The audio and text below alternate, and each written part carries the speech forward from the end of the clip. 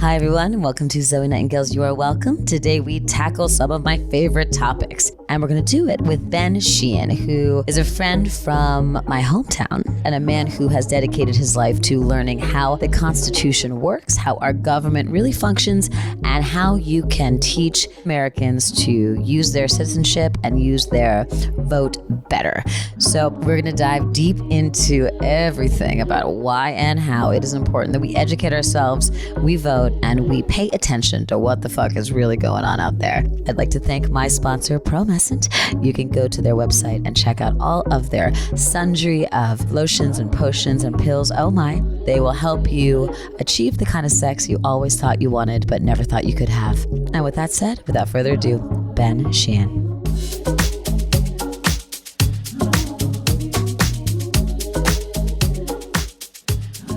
Hi. Hi. Good morning.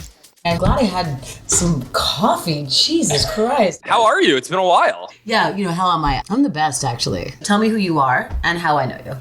So I am Ben Sheehan, and we know each other because we went to high school together at Georgetown Day School. I was class of 2003, so 18 years ago is when we last overlapped in school.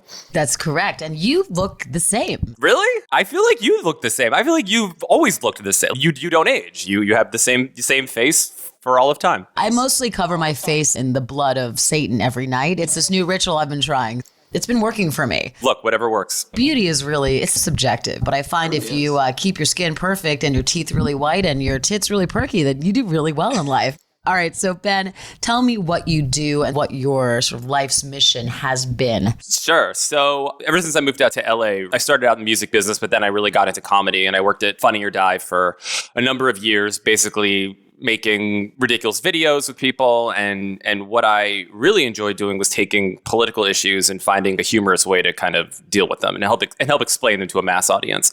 So using that background and sort of the political work I've done since, I started an organization in 2018 called OMGWTF. OMGWTF, and it stands for Ohio, Michigan, Georgia, Wisconsin, Texas, and Florida. And those are the 6 states that we were involved in 2018. And so I would do these events to educate people about the importance of their governor or their secretary of state or their attorney general. And I would get questions at our events about things about people like Rex Tillerson or Jeff Sessions. And it dawned on me that some of the people at our events didn't know that their state had an attorney general, or they didn't know that their state had a secretary of state. And so I started looking into civics education in this country. And that's when I realized that we've drastically cut what we teach between kindergarten and 12th grade. In fact, today, only 8 states require a year of civics or government education at some point between kindergarten and 12th grade. We're no longer teaching people about the government, and there have been all these incentives to help reading and math. And as a result, civics is just shrunk. And so today, barely any of us are learning this. But we find ourselves in this moment, which is really important to understand how the government works at the federal, state, and local level. So I wrote this book called OMGWTF, Does the Constitution Actually Say It? That basically, it explains the Constitution for somebody who maybe hasn't read it, doesn't pay a lot of attention to politics. It's kind of like an entry point. So you're like the new Howard Zinn. Kind of, yeah. I love Howard Zinn. I love his work. Basically, the approach is, if I had 4 hours in an open bar tab, how would I explain what's in the Constitution to somebody who doesn't know? Teaching people automatically has to include alcohol. It does. Certainly the level of density and the weird grammar and punctuation in this document, it does help to be a little bit buzzed. What is the shot we should be taking to really actually understand the government right now? Is it Jaeger bombs? Is it buttery nipples? What is the amount of alcohol I could drink to feel like I understand what the fuck is really going on? Whiskey's probably a good choice. I would pace yourself a little bit just because you don't want to lose steam by the time you get to the amendments, because there's a lot of really good stuff in the amendments, and we helped expand rights greatly to many different groups of people in the amendments. There's nothing in the Constitution that mandates what you can and can't drink. Do you think that there is hope for, maybe the children have hope, maybe there's a way that we can band together and fix education, which seems impossible, and teach people the things that we would need to do to understand how our local, state, and federal government work. But honestly, is there hope for people over our age? Don't you think that it's kind of a lost cause at this point? That is certainly one way of looking at it. I do feel like we are in a moment right now where a lot of us are going, who are the people in my life that have power over my life, and what issues do they have power over? And I do think that because we didn't get this education, like it's a great solution to the problem to put civics education back into schools so that people who are between the ages of 5 and 18 can get this information. But what about the people like us who graduated and didn't get a ton of civic education? At least we got 1 year in 8th grade, I think, at GDS. Topher Grace, I will have you know, in 7th grade did epic stuff around civics responsibility and the local governments. I remember 8th grade social studies. My teacher focused on mostly history. I mean, it was a lot of history mixed in with the Constitution, and those are two different things. Civics and government is the recipe, like the instruction book, like how it functions, and history is like all the context. And so when you're getting ready to make a recipe, yeah, it's great to know where the chef is from and where the ingredients came from and what it was like when they came up with this recipe and whether they had a drought at the time. But it's like also just like tell me how to make the fucking thing. Like how do I make it? So it's the context versus the instructions. It has become my deep belief that people are unable to actually really understand things, or they just like to share them. They like to briefly skim things and then share them. And they feel like they've fulfilled their duty as a person to inform others who are also not reading what they are posting. But I'd love for you to give me like a 3-minute breakdown of the government. A 3-minute breakdown of the government. Federal government, state government, the whole system? Let's go for me. I live in New York. Who has power over my life? Who do I need to know about? How does it break down top to bottom and how it affects my day-to-day life? So I want you to picture yourself at the center of 4 to 5 circles. These are concentric circles, right? You're the sun, and we're talking about the orbits around you. So the innermost is your neighborhood council, the people in your neighborhood who make the rules specifically for your neighborhood. And that depends on if you're in a large city. So I can imagine if you're in New York, you have a neighborhood council. I live in Los Angeles, I have a neighborhood council. That's the innermost circle. That's like the smallest. Then one step above that is your city. And that's a little larger. There's a bunch of neighborhoods in your city, so that's a little bit of a larger jurisdiction. And that's things like your city council and your mayor. And so these are the people who make decisions about where the city's tax money goes to. And so things like funding police departments or funding community programs and things like that, being able to shift the funding sources and burden away from certain things and to others within your city. That's really your city council and your mayor. One step above that, now we're getting a little larger, is your county. And there's about, I want to say, 3,100 counties or county equivalents in the United States. And some of them are gigantic. Los Angeles County has 10 million people in it. It's the largest county in the country. And it is about the size, GDP-wise, of Norway. So we think of county as like a small thing within our state, but some counties are absolutely massive and honestly like countries unto their own. And so much power is concentrated at the county level. And in LA, 5 people run the county. They're both the legislative and the executive branch. So they both write the laws and they enforce the laws. And it's like if Norway was controlled by just 5 people at all, like total. So it's really fascinating the difference from like county to county in terms of size and power. And then above that is state. Our state government, which is our state senator, our state representative, our governor, our state judges. And then the outermost circle is the federal government.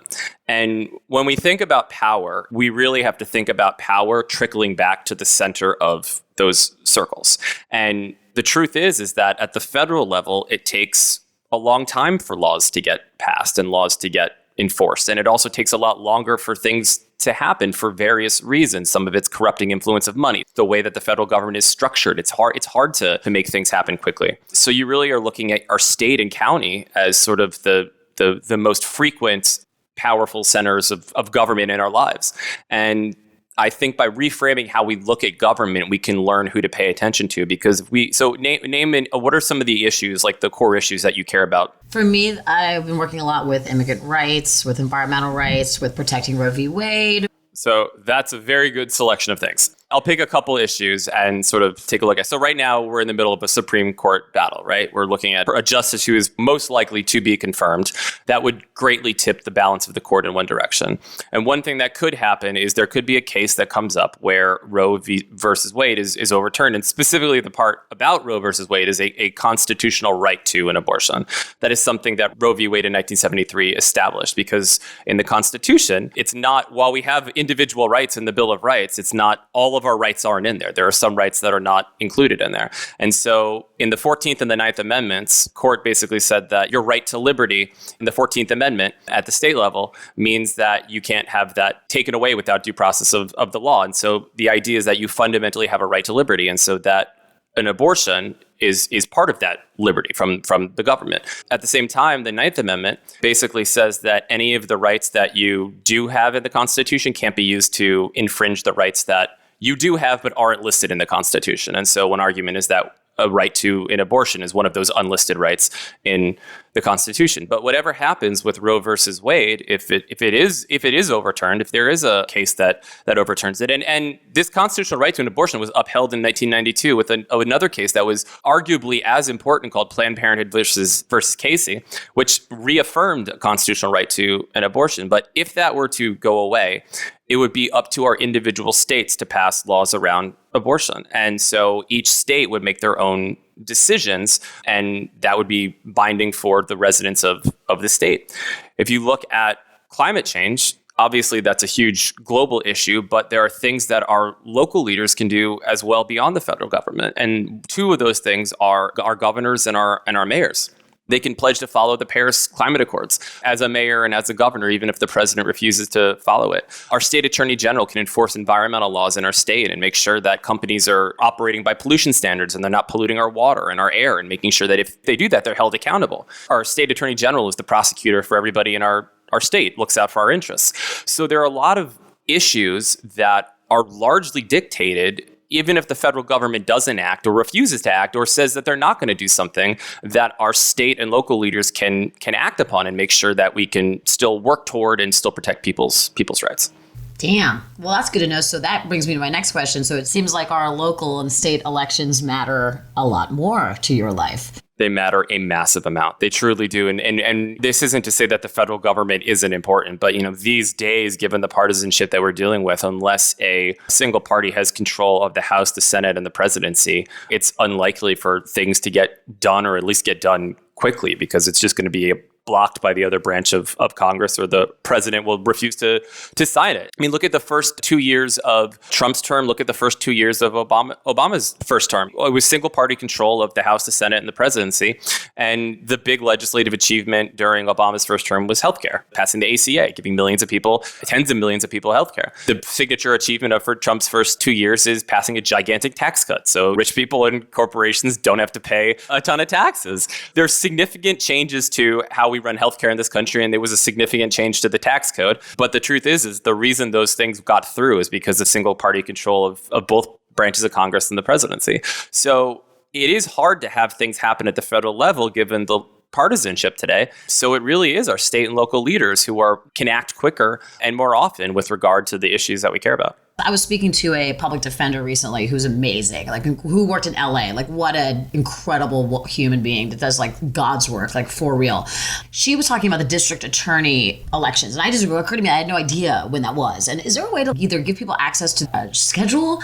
Because the DA is somebody that puts thousands of people in jail, maybe for the right reasons, maybe for not. How do people stay abreast and on top of how we get involved in local and state politics? So that's a fantastic question. And my favorite personal resource for this type of information is a site called Ballotpedia, ballotpedia.org. And it's not, I wouldn't say it's the most entertaining writing I've ever read around politics, but it's certainly the most informative, and it breaks things down really simply, and it tells you when your elections are. It tells you who your elected leaders are. I mean, you can plug in your city, your county, your town, your state, and it immediately tells you who all the people are that run your life when they're up for re-election. And yeah, we have a really competitive DA race right now in Los Angeles. And the woman who's running for re-election is a woman named Jackie Lacey, who's been in office either 6 or 8 years. She may have been appointed as a temporary fill-in for the seat.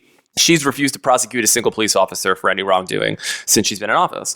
And the person running against her is a guy named George Gascon, who was the former DA up in San Francisco and is now coming down to run for this seat. But this is such an important person because we look at what goes on in our communities, and we see these examples, these horrible examples of police shootings, and we hear that the officers aren't held accountable, and we go, how the fuck can that, how is that possible? How can somebody behave like this? It's a clear violation of the law. It's a clear violation of the Constitution, and they not be reprimanded. And the answer is, there are two people who have prosecutorial power over police officers if they do something illegal, like murder. And the first one is our district attorney. And the second one, if the DA refuses to prosecute, is our state attorney general. And we saw that in the case of George Floyd, the DA didn't press charges, so the state attorney general pressed charges. And we saw neither of those jobs press charges in the case of Breonna Taylor. But this is really a position that is, we have to think of this person as our lawyer.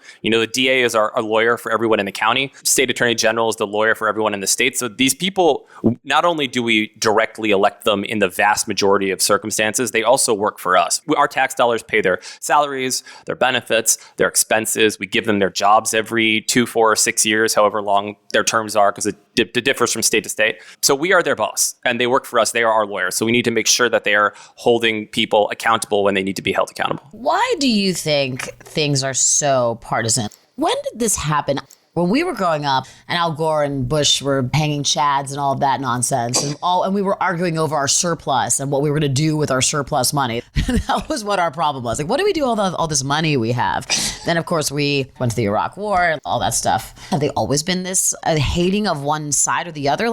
I thought that liberals and Republicans were able to get along in a sense back in the day. Yeah, it really plays into a long, ugly history of race in this country. And I think one important thing to keep in mind, and this is something I've really learned through my own historical research, on Instagram, on our account, OMGWTF vote, in the feed, I post government explainers, just like, who's your district attorney? Like, why does that person matter? Just explaining government. But in the highlights, in stories, I've been posting history lessons since slavery and ways that white supremacy has been sort of encoded in our lives, whether or not we're aware of it. And the truth is that in the wake of the Civil War, the 12 years after, there was a huge amount of progress for African Americans. They finally were citizens. They could finally vote. They voted in huge numbers. We had 16 members of the U.S. Congress between 1865 and 1877 that were African American, the first representatives, the first senators. We even had an African American governor of a state. And then that all ended in 1877 because of this thing called the Great Compromise, where what happened was in a close, contentious election, the preferred white supremacist candidate won the popular vote, lost the Electoral College, and they threatened to have a competing inauguration and assassinate the guy who won the Electoral College. And so this compromise was struck where, in exchange for a peaceful election and transfer of power, the president would remove all the federal troops from the South. And the troops were down there enforcing federal civil rights laws and the 13th, 14th, and 15th Amendments. And so this massive amount of progress between 1865 and 1877 suddenly went away. And African Americans were left to deal with white supremacist state governments. You saw the beginning of poll taxes and literacy tests and whites-only primaries and the dawn of Jim Crow and the lynching era. And basically 12 years of real progress in the wake of the Civil War, certainly not without reactionary violence, but real progress, was followed by almost 100 years of racial terror and racist laws in many southern states. And so that really came to an end in 1964 and 65 with the Civil Rights Act and the Voting Rights Act. And it took a few years for these laws to really be implemented, but I think that a lot of people, including the Supreme Court, and one of the worst decisions ever 7 years ago, Shelby County versus Holder. But there was this idea that, well, we did it. We ended racism.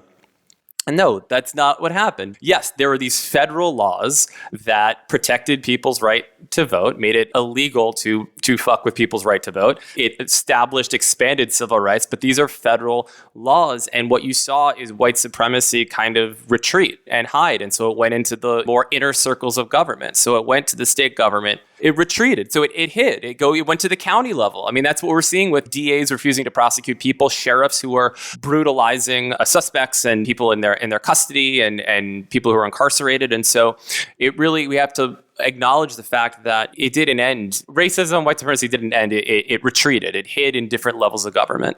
And I think that's a reckoning we're having today. But as far as the levels of partisanship in like our elected leaders, I think 1994 was a pretty big shift year when Newt Gingrich took over, and he sort of had this very hard line partisan way of dealing in Congress. And I'm saying this not as just as an observer, but my mom worked in the U.S. Senate for 15 years. There was a more bipartisan level of behavior in our Congress, and people did work across the aisle to get things done on a more frequent basis. But sort of 1994 was this turning point where it really got ugly and partisan, and I think that accelerated. I don't think it's an accident that 2 years later, Fox News launched in 1996, and we had the Clinton impeachment trial. And then 2000, a very contentious election. So it sort of switched in 94, and then it had these things happen that sort of accelerated the partisanship. And in reality, partisanship is profitable for a lot of people. Demonizing a side and just saying anything that they do is bad creates a community of people that hate an other, and it's easy to make a profit off of those people because you create a culture around it. And so social media coming in and incentivizing this because of it's showing us what we want to see and turning a lot of people into radicals and polluting our minds with disinformation and only showing us things we agree with and slowly intensifying those things. It's all just one thing after another that has sort of fed into this hyper level of partisanship. Damn, Ben, you're so good. I mean, my God. Wow. What do we do now? How can people who purport themselves to be caring stewards of the future and arbiters of truth and justice for all, how do they start getting active? How do they start feeling that they have some ownership of their future? And what do you do when you feel like your entire government doesn't represent you? I think it starts with self-educating, because I talk all the time about how powerful our state legislators are and how many people listening, and this isn't a referendum on them, it's because we really spend so little time on civics education in school. How many people listening can name their state legislators? How many people can name who their state senator is, their state representative? How many people can name both senators and their member of Congress? What's so eye-opening about doing this project and reading the Constitution and writing this book is that the way that we think of power centers in our government is not where they actually are. We've been taught for a long time that we have three co-equal branches of government and they have checks and balances, and half of that's true. The branches do have checks and balances, but they're not co-equal. The Constitution was written on 4 large pieces of parchment, and the first 2 pieces are all about Congress. Congress is clearly the driver. It has the most power in our government. Congress can impeach and remove the president. The president can't impeach and remove Congress. Congress is what says pass laws about where our federal money goes and where tax dollars go, and the ones with the ultimate oversight on when we vote. So the power center in our government is in the legislature. And so it's in our Congress at the federal level and our state legislature and, our city council and county council and the more local levels of government. But I think it starts with learning who your representatives are. If you know who your members of Congress are, if you know who your state legislators are, and follow them on social media and read about their positions and make sure that they line up with yours. Because if they don't, you should work to get somebody else in there, because these people are your voice in government. Their representative isn't just a term for a job. It is the function of what they do. They represent your interests. So if they aren't representing your interests, then you should work to get somebody else in there. But I think it starts with A, knowing the power of the office, B, knowing who these people are, C, following them and making sure that they are working on your behalf. And if they aren't, working to get somebody else in there. How much reading have you done here? I mean, you dedicated your entire life to this? No, I mean, I haven't left my condo in quite some time. I was born in D.C. I lived in D.C. for 7 years, but I did have the privilege and the advantage of having 2 parents that worked both in and with the government. And so over dinner, I would get a civics lesson from my parents. Then I studied it. I went to Emory in Atlanta and I studied political science. And I've always been infusing government into everything that I've done. But I'm honestly just sort of fortunate and lucky being the proxy to it and just around people who have been teaching me this, because I obviously realize that's not an advantage a lot of people have. Now is a moment where I think a lot of people are interested in this. I didn't realize how rare our civics and government education is in this country. And so helping to share this information that I've soaked in over the years, I hope will help people. Oh, you're so good. And I can't wait till you turn into Randy Rainbow and take this as like comedy singing, because you're a musician. I am a musician. Yeah, I'm in a 90s cover band. Very green, overly sincere John Mayer performances at age 16. It's adorable. I'm super into it. And sincerity is something we are lacking deeply these days. I'm all about cute, authentic sincerity right now. Something I never thought I'd ever say as a goth tween, but yeah. I was going to say, I remember a bit of a different vibe in high school. This election, what do you think is going to happen? And what do you think happens if he loses and contests? And give me like your predictions on like the Super Bowl predictions, but for nerds. What I honestly think is going to happen is that the only way there is a peaceful, simple, clear transfer of power is if there is an absolute blowout on election night. But what I really mean is blowout between now and election night, because early voting has started in almost half of states. I mean, it's like 23 states as of today. You can vote early in person.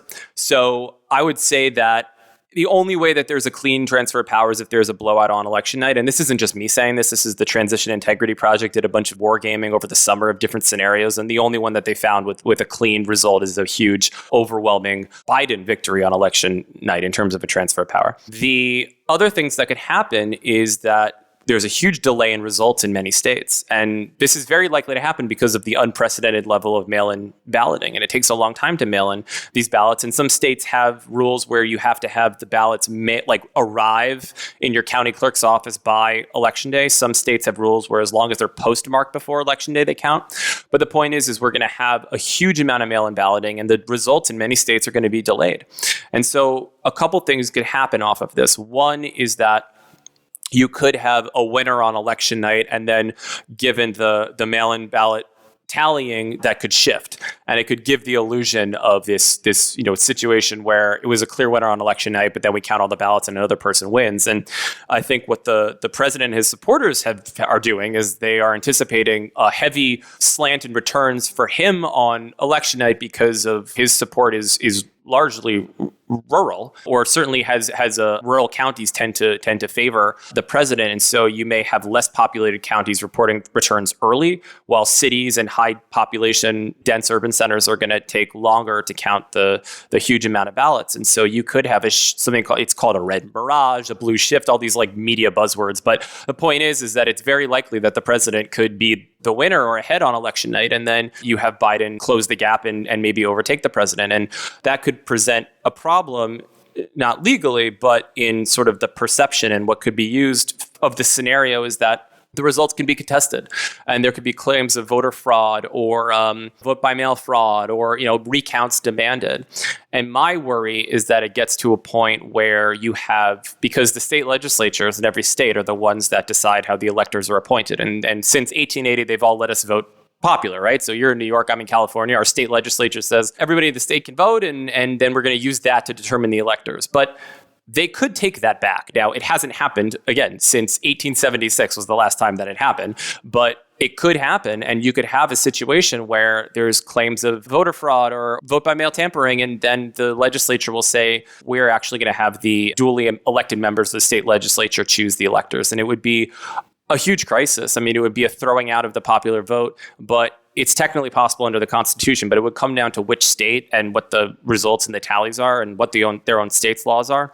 But regardless of what happens, I think you're going to see, if it's not a complete blowout, I think you're going to see a contested election. And I think we have to be prepared and expect to not know the winner on election night and then pay special attention to our state legislators in the weeks after, because the president doesn't actually take office until January 20th. These electoral votes are electors who are casting a vote. They don't vote until December 14th. The votes aren't counted until January 6th. And it is Mike Pence who's overseeing the counting of electoral votes, which I don't think gets mentioned enough. So we do have to prepare for worst case scenarios in terms of an undemocratic process with how the Electoral College can play out. I think it's our responsibility to plan for all these different scenarios. And as not people who don't hold office, as residents of our state and citizens, we need to pay attention to our state legislators and make sure that they follow the will of the people in the state. That would be the first step. Okay, but so people keep throwing around things like civil war or end of days scenarios. I, for one, I think Americans are too lazy for that. And if there was a civil war, the liberal city people who have no guns and mostly bachelor's degrees and things like Irish poetry are not going to be the ones that are picking up a fucking spork or something, or they're like an REI tin. What do we have to fight with, really? Our words, our Twitter account? I mean, give me a break. What's going to happen here? What are we going to do? Should we leave? Do we move to Spain? Like, what do we do if he wins? Well, I do think that you bring up violence as a possible scenario around the election. And I really do think that there may be a situation where something happens at a polling place. There's a fight or a brawl or a shooting. I mean, it's possible because there are going to be a lot of poll watchers this year. And the thing that's unique about this election is that since 1981, the Republican Party has had a ban on armed poll watchers at election sites. And what happened is that in New Jersey, I think it was either 1980 or 1981, some armed, self-appointed poll watchers showed up and intimidated people at polling places. And they were sued. And the result of that was a 35-year ban on the Republican National Committee, the Republican Party, organizing poll watchers to show up at polling places. And that ban expired in 2017. So this is the first presidential election since 1980 where that ban is not in effect. And the Republican Party announced that they are raising $20 million to finance 50,000 poll watchers spread across key states. So you are very likely to see people, armed citizens, showing up at polling places under the guise of protecting election integrity. But I do think there's a situation where something could happen. I think we need to take that seriously. And I think people are taking it seriously at, the county and state levels of government. But I think people need to really vote as early as possible. If you're able to vote in person, vote in person. It is scary, but I think there is a threshold, and I don't know where exactly it is, but there is a threshold where no amount of suppression and intimidation can stop the overwhelming will. And I don't know where that is exactly, but the only surefire way to prevent this is to have an astounding level of turnout where the result is undeniable. And I've been to bring it back into sort of a positive territory, I've been so inspired what I've seen these last 2 days in Texas and Georgia. People waiting 11 hours in polling places and not being intimidated or deterred because of that, because they know that this is a voter suppression tactic. 97% of eligible voters in Travis County, which is where Austin, Texas is, are registered to vote. In Texas, they smashed every early voting record. In Harris County, they doubled it. Twice as many people voted. I think it was 68,000 people voted the first day of early voting in Harris County, which is where Houston is, on the first day of early voting in 2016. 128 voted early yesterday. So we're seeing a truly unprecedented levels of turnout, and we all kind of have to remember, and maybe this sounds cheesy, but the only real check on all of this is us. It's not watchdogs. It's not hoping people do the right thing that are in office. Like, the only surefire check on all of this is us. And there are things in place to try to make sure that a lot of us don't get to the polls, but we have to turn out in overwhelming numbers to counteract these suppression efforts. Could you just tell me what's at stake if he wins? Well, in the first 4 years of this presidency, we've seen a third of the Supreme Court get remade. And I know that the confirmation vote hasn't happened for Amy Coney Barrett, but there's nothing that can be done to stop it. I mean, there's nothing that can be done. So it's very likely that she is confirmed, probably before the election, if not before the election, the days after the election. But that's 3 of 9 Supreme Court justices have been appointed by this president. Countless other federal judges, circuit judges, and district judges, because we focus so much on the Supreme Court, but less than 0.5 of the cases that are federal cases that even get to the point of the Supreme Court. Most of them are decided at the circuit and the district level. And this president has appointed a staggering amount of circuit judges, a lot of district judges as well. And these people all serve for life. So unless they quit or get impeached and removed, which has happened only a handful of times in history, they're around forever. So Judicial appointments is a huge one. The people who run our environmental programs, the people who run our jobs programs, the people who run our healthcare, all the cabinet secretaries and their departments. If we want people who believe in government as a way to fix things and aren't going to just give cushy government contracts to their friends, or put people in power of the EPA or the environment who used to work at an oil company. It's just so insane, the level of ridiculousness with some of these appointments. I mean, literally appointing people like the Secretary of Education who doesn't believe in public education. It's very clear that the people who are in these positions don't necessarily respect the role, and they see it's almost like dismantling and deregulating government. So when we're voting for a president, even if that person's not our first choice, think about all the things that you're giving this person the power to do. You're giving them the power to pardon federal crimes. You're giving them the power to name people to the Supreme Court, to name people to their cabinet. You're giving these people the power as commander-in-chief of the Army and the Navy and the National Guard and Reserves. You're giving these people the ability to sign or veto bills. You're giving these people this person the power to introduce a budget. It's a staggering amount of power, and the ultimate question is, who do you want that power in the hands of? And I think you have an idea of what would happen another 4 years under this president, given his record so far. So it really comes down to, do you think this country is moving in the right direction? Do you think this pandemic has been handled well? It comes down to issues and morality rather than like a political party. And I just feel like at the end of the day, you have to make a gut call on the morality of what's happened these last 4 years and whether or not you want that to continue. Well, you have to be really amorphous in your answers, and I get it. And you're so lovely. But let me be much more clear than you.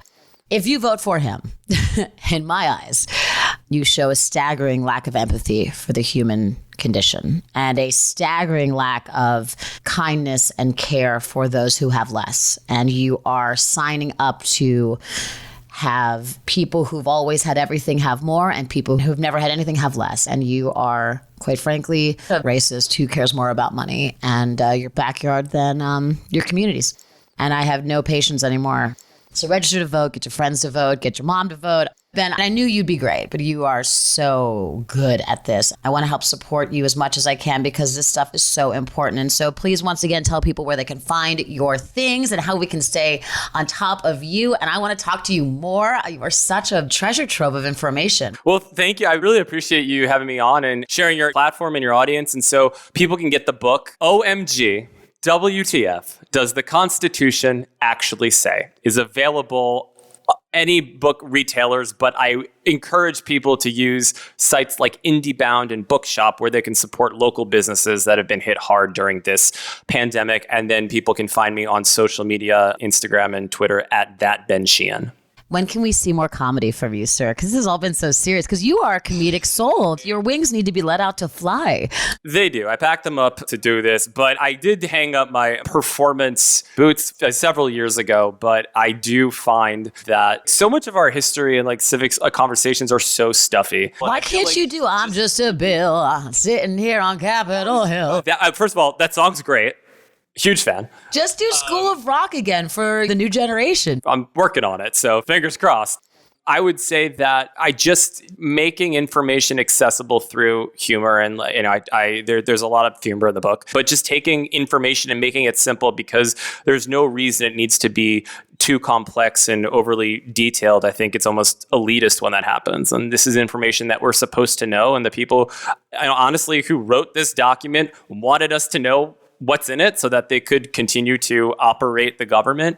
And the fact that it's become such an afterthought in our education system, that's not the fault of teachers, that's the fault of school boards and administrators and stuff like that. So using humor to educate, I think there's a happy medium somewhere that I'm going to try to continue to explore, but maybe you'll see me wearing a ridiculous costume singing a song. Oh my God, I cannot wait. Well, I know that you have other places to be to spread your knowledge. And honestly, people like you are so necessary right now. So thank you for your life's work. Thank you for your big old fucking brain. And thank you for this reconnection. I feel educated, more powerful, and more aware, which is always the goal. Well, thank you, Zoe. It's so nice chatting with you. My pleasure. We'll be in touch. All right, guys. Have a wonderful day. Goodbye, Benjamin.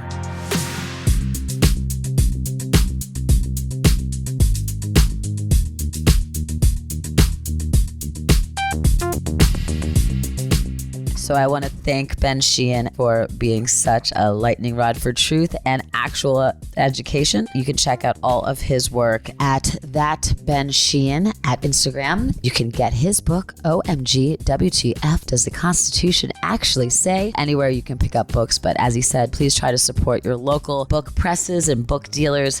We're all trying to support the little guy in these trying times. Don't forget to vote. Don't forget to register. Don't forget to keep telling your friends that you think are registered and you think will vote. Just keep badgering everyone everywhere. Every vote counts. We all know this. Get your ballots in. Get your voting plan together. Educate yourself. Find out who your local reps are. Find out who your state reps are. Find out who your federal reps are. Figure out the things that mean something to you and educate yourself. It is your most powerful weapon in trying to create the world we all want to live in. As always, you can follow all my antics on my Instagram at Dr. Z Nightingale, on my website at www.zoenightingale.com. My old co-founder at Zero Space, Jordan, who is also my roommate and partner in crime, and I are launching a new product. You can check them out at trumpd.cards. That is Trumped Cards. These are limited edition cards that celebrate all that our president is not. And all of the improv comedy lies that he's made up over the years. Gotta catch them all, like the great Pokemon before us, like the great Magic the Gathering before them. These are a really cool way to celebrate the truth, and all the proceeds will be going to different organizations that help keep democracy alive. Wherever you are in the world, sit back, grab some popcorn. It's going to be a really interesting couple of weeks and months and a really weird winter. So stay warm, kids. Get that vitamin D in where you can. I send you all the love that I have in my constantly growing and expanding heart. Good night.